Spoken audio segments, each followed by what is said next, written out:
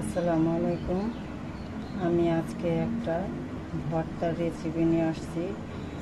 এই হচ্ছে এটা এইভাবে কি পাতা বলে সেটা আমি জানি না, কিন্তু সবাই বলে এটা টক পাতা। এটা নাকি টক লাগে, সেজন্য আমি ফার্স্ট ভর্তা করতেছি, দেখি কীরকম স্বাদ হয়। তাই এখন আমি কিভাবে এটা ভর্তা করব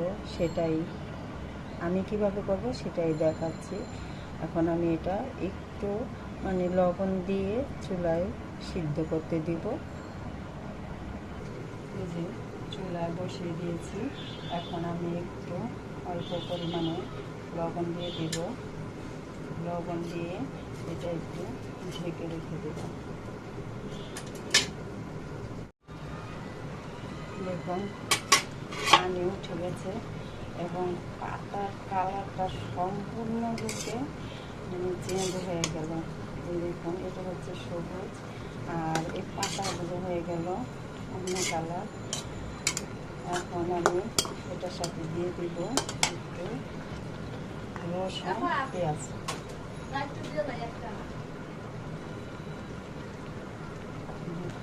এখন আমি এই যে একটু রসুন, 3 কোষ রসুন আর হচ্ছে একটা একটু বড় সাইজের পেঁয়াজ দিয়ে দিলাম।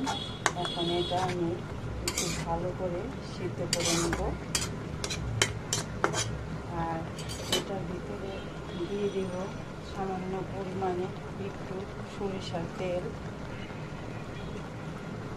দিয়ে দিলাম, একটু সরিষার তেল। আর পাটার ভর্তা পাবো, ওই সময় আর সরিষার তেলটা দিব না, সেই জন্য এখনই দিয়ে দিলাম। এখন ভালো করে এটা ভেজে নিব।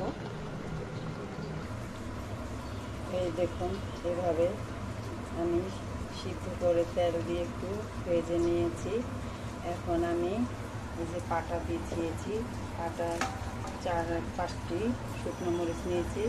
এই মরিচ দিয়ে ভর্তা করবো, দিয়ে পাটার ভর্তা করলে ভর্তাটা মজা লাগে, সেজন্য আমি পাটা বিছিয়ে নিয়েছি। এখন ভর্তাটা করে নেব।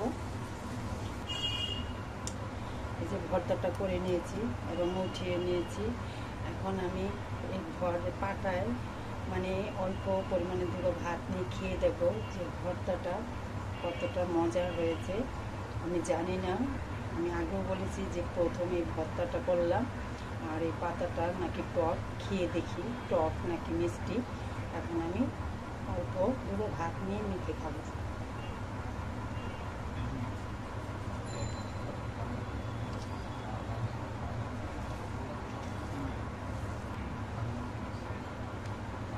এখন আমি খেয়ে দেখি।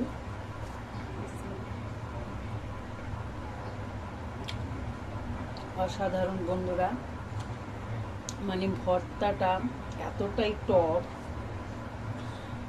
লেবুর থেকেও আমার মনে হয় বেশি টক, কিন্তু ভর্তাটা খেতে খুবই অসাধারণ। বানিয়ে খেয়ে দেখবেন, অনেক মজার ভর্তা, টক টক, অনেক স্বাদ হয়েছে। দেখুন, পাটার ভাত চেটে পুটে খেয়ে নিয়েছি, খুবই মজার ভর্তা। এই যে ভর্তাটা করে নিলাম। বন্ধুরা, যদি ভিডিওটা ভালো লাগে একটা লাইক, শেয়ার, কমেন্ট করবেন, কমেন্ট করে জানাবেন কে কোথা থেকে দেখছেন। আর বন্ধুরা, আমার ভিডিওটি সম্পূর্ণভাবে দেখে আমার চ্যানেলটি সাবস্ক্রাইব করে দেবেন। আল্লাহ হাফেজ।